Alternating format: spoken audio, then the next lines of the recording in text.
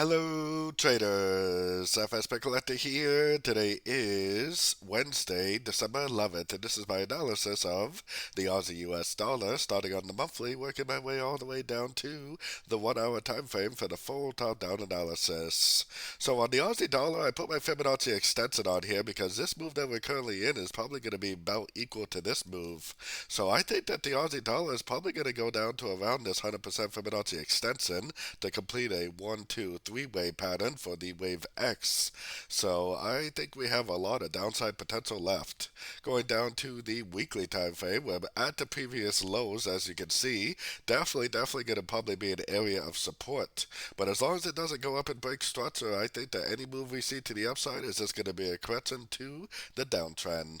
So taking it down to the daily time frame. So like I said, my last structure is way up here. So even if the market does make a move to the upside, I think it's just going to be a correction to the last wave down.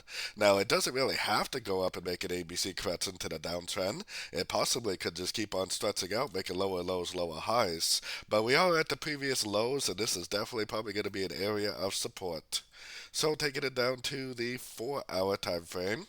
On the 4 hour time frame, we have a CPI inflation data coming out today.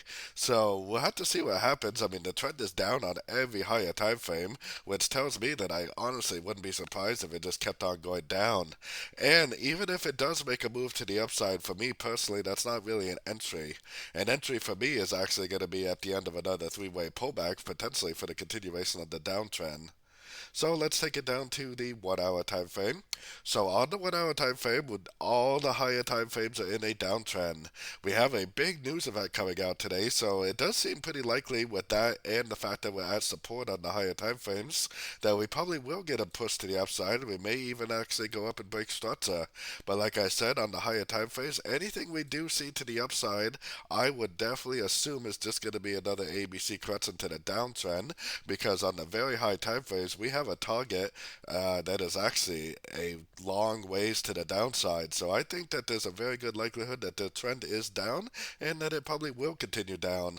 Whether or not it makes a proper ABC pullback before it goes down is debatable, because honestly, it could just continue to make lower lows, lower highs on these shorter time frames.